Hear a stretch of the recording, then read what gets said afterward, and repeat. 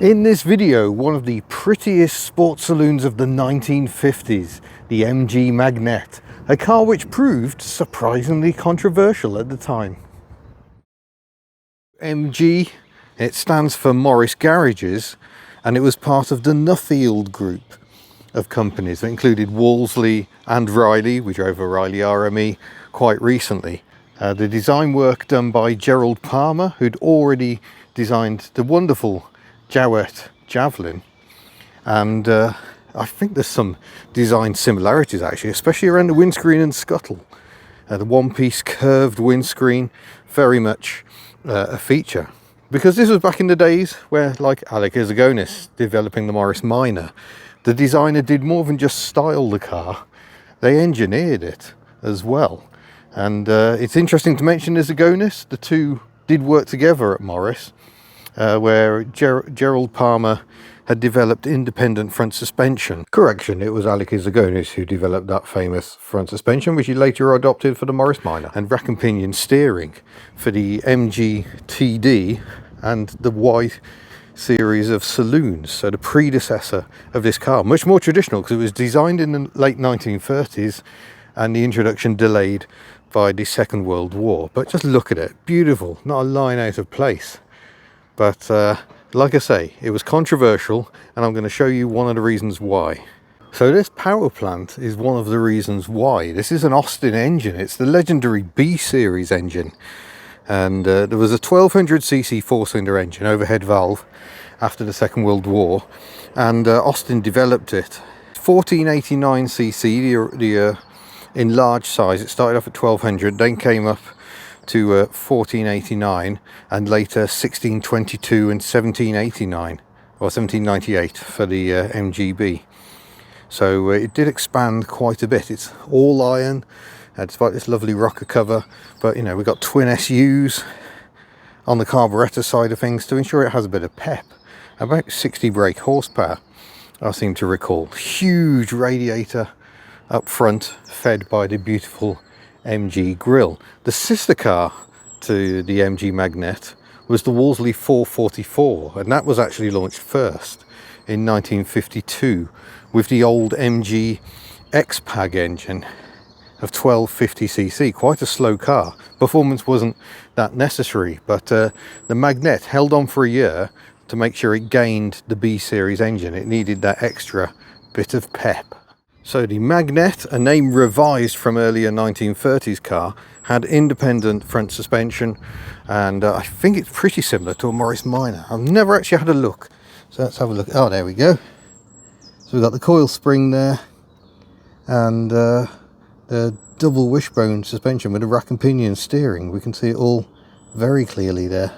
So yeah, well, the purists weren't overly convinced at the time. I think the pretty looks really helped the MGA find its market. Look, beautiful reverse light integrated in the number plate housing here, or number plate light housing, or I suppose handle really, isn't it? Somewhere in here is the release to release the boot. There we go. And a good sized boot it is. We've got a full size spare wheel stacked up the side, plenty of room for your chairs and a few spares. Really very nice. I just noticed how because of the upright spare wheel, the hinges are actually offset. That's a nice little detail. We've got no indicators, we're still on trafficators here, and just the simple rear lights. But I think inside is where this car starts getting special. Lovely delicate door handles. Here's our trafficator, and if I pop the ignition on, I should save this to the end really, but let's see it anyway. There is our trafficator. So it's got a little light in it. I don't think, has it got, I can hear an indicator flash. Yes, it has actually got the indicators wired up as well. So we've got the trafficator out, and we got some side light flashers as well. That's probably sensible, to be honest, because people aren't looking for these sorts of things anymore. And it self-cancels when you turn the wheel, or should do anyway, when you're moving. There we go. But yes, look at this interior. Beautiful seats. The body of this car was painted about 20 years ago, so there's the odd little blemish here and there. We don't care about that. but new carpets more recently. We've got a bit of wood. Look at the door pull.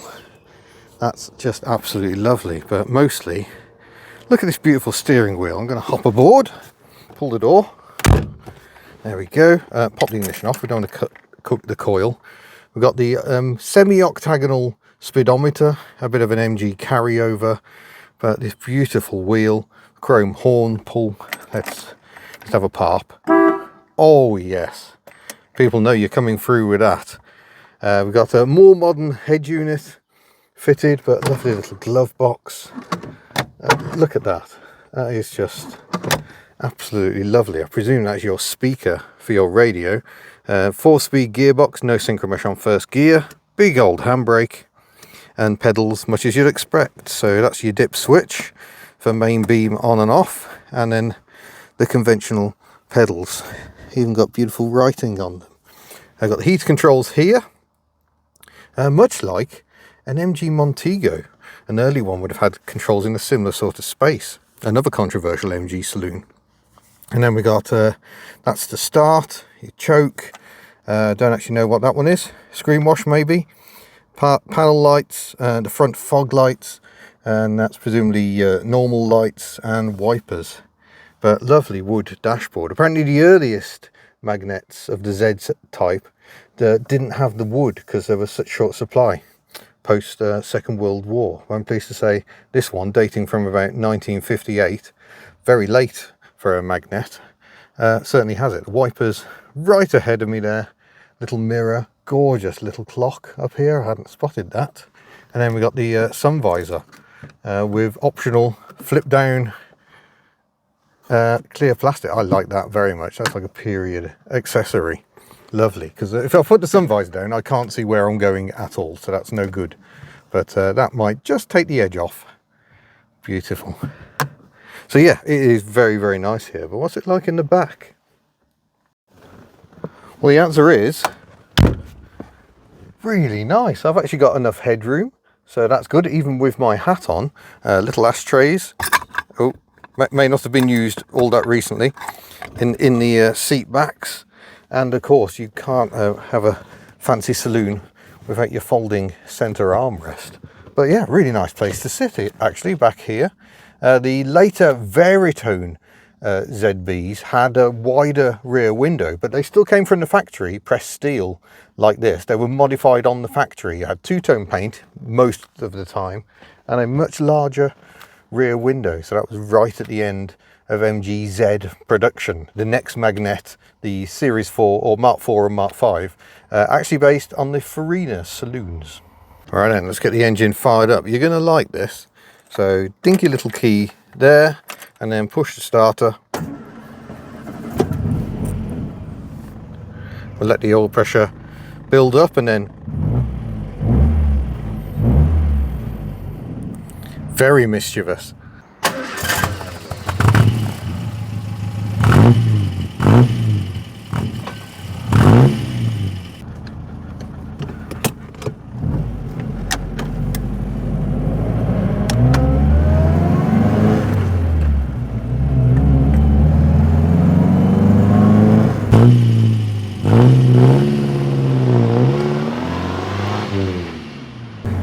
What a lovely noise. I don't think the exhaust is entirely stock. It's got a glorious noise to it.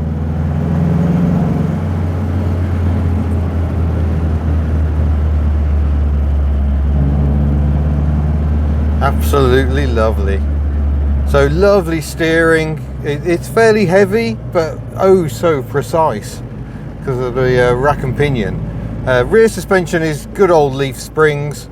Nothing fancy there, much like the Morris Minor. There was no budget for anything too fancy, but lovely tractable engine. It's pulling really nicely at lower revs.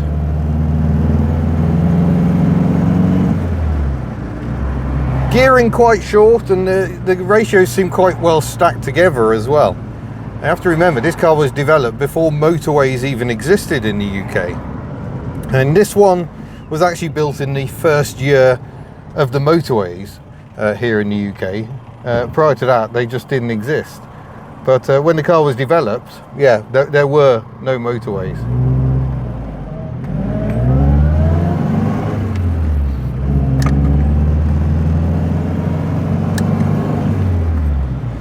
No seatbelts either, of course, it predates those. So owners, very much on you to pay attention and don't hit things. Now see if I was right, is this the screen wash? Oh yeah, that makes screen wash noises. I fear we are not going to get any screen wash though. So the wiper test is going to have to wait. I'm going to have to get me a good old water bottle out. But we'll get out of these slower roads and get a chance to really open her up. Here we go then.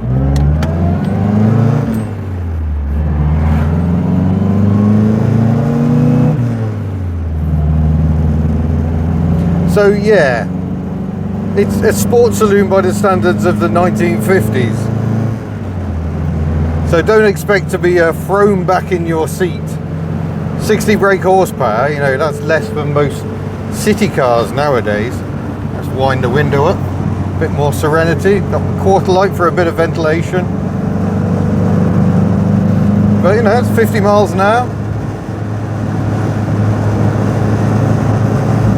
But you can hear the gearing. Overdrive, not an option. You rapidly run out of gearing in cars of this era. But keep her pegged at about 50 and she sounds very pleasant, very sporty. And because you're kind of right where the torque is, you put your foot down and she does pick up nicely. It's a very beguiling noise. Sounds absolutely lovely. I'll open the window a little bit for more ventilation. I'm quite hot in my hat. Yeah, it's a very comfortable driving position. You sit down quite low. The Magnette was a bit lower than the Wolseley 444 generally for that sporty nimbleness. But yeah, Gerald Palmer, sadly, after designing this car, had a bit of a run-in with Leonard Lord, who was running the British Motor Corporation, which MG now found itself part of, and was kind of forced out. He went to Vauxhall for the remainder of his days, and he was replaced by that Alec Issigonis that you may have heard of, who obviously went on, had already done the Morris Minor, did the Mini, the 8016, the Land Crab. So how different that might have been if Palmer had been the one who had stayed. Give the brakes a good shove, down comes the speed. I think the brakes are still all drum. I don't think there was a front disc option. I could be wrong on that. I should probably have had a look.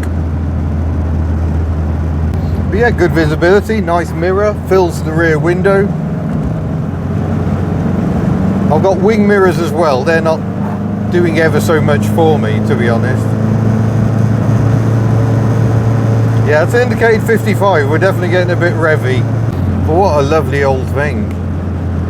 Just a beautiful smell in here. The wood and the leather. This is all you want in a classic car, really.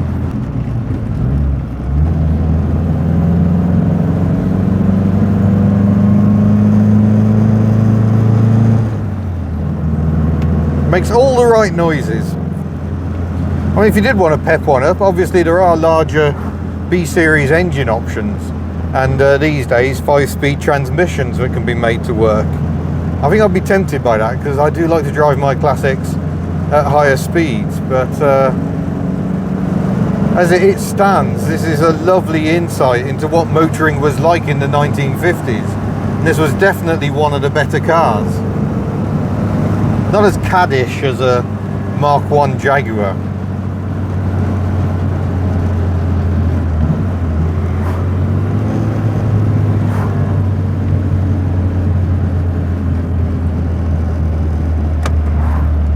Love the clunk of the trafficators. Pedals nicely set for a bit of heel and toe action, so you can blip the throttle on the downshift. Lovely transmission noise.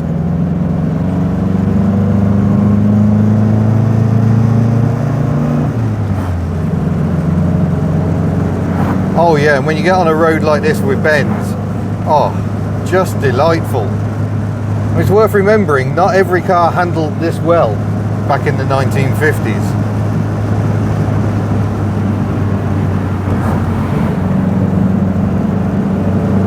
Oh yeah. You know, effectively the front suspension design on these cars kind of lived on into the MGA and the MGB as well. Oh, go on, you can do it, girl. Bit of a struggle in fourth, but she's getting there, slogging her way to the top. Well done. And now we cool down. Really, and I'm going to upset the Farina purists here, when they went to the next generation, things went backwards because there was rampant badge engineering. So the MG Magnette Mark IV looked very, very similar to an Austin Cambridge or a Morris Oxford because it was the same car. And there was regression as well because they had a steering box. So the steering feel nowhere near as accurate as the preceding ZA ZB. So while the ZA and ZB were controversial when launched for containing bits of Austin, fundamentally this is very MG. We've got a bit of luxury, we've got a sporty nature. It is very much what it should be. Whereas the Mark IV and 5, I'm afraid, were very much just cynical badge engineering. Fundamentally, there was nothing that made a Magnette better to drive than an Oxford or Cambridge, apart from an extra carburettor. That doesn't make a car a sports car. But of course, controversy was never far away for MG. When MG came back in the 1980s after the demise of the midget in the MGB, the mark was brought back for sporty Metros, Maestros and Montegos, and people hated that as well. But again, I think that was a good way of bringing more appeal to a rather staid range of hatchbacks and saloons. And again, when the Phoenix 4 took over the remnants of Rover from BMW, MG came back again, and with the ZR, ZS and ZT. It's really a fine tradition of taking ordinary cars and making them fun, which is what MG was always about. It was called Morris Garages because they took Morris designs and made them interesting. And well, they ended up developing their own range of engines and everything. But yeah, this is just lovely. Whether you're blasting down an A road or just pottering around Aberystwyth. Coming through, plenty of room, thank you very much. So there we go, that is the absolutely beautiful Z-Type MG Magnette. What an absolute beauty of a car. I really enjoyed that. I've never actually driven one before. It's the very first time, and I've always admired them. And that admiration still shines very, very strong. I absolutely love it. It's just such a joyous thing to drive with that rack and pinion steering, the independent front suspension. It handles nicely, it goes well enough to keep up with modern traffic on the A and B roads at least. But most of all, just look at it. Absolutely beautiful. And this one is actually for sale, unless it says sold down below. The owner, Keith, is thinking of moving a few cars on. This one's for sale. He's after £6,500 or near offer, and I think that's value. I think that's a lovely car for the money. There's bits that need improving, but similarly you can just get in it and just enjoy it as it is. It drives really well. So I hope you've enjoyed that. Thank you very much for watching. More elderly British cars coming soon, but we will try and mix things up as we always do here on HubNut. We'll see you in a future video. Farewell. Almost forgot the wiper test. Don't worry, I got there. Look at that for coverage. Definitely no triangular doom here. Quite the corner of disappointment though, but standard. And parking as well. How posh. Also, I hadn't noticed this.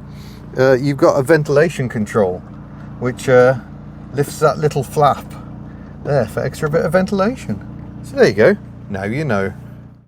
And in case you're wondering how the brake lights work with the indicator operation, if I put the left indicator on, it'll start flashing. So when I apply the brake, only the right hand brake light operates. And similarly, if we go the other way, they will swap over like so. And that's how American cars operated for a great many years. Okay, the fog lights don't seem to work either. Sorry folks.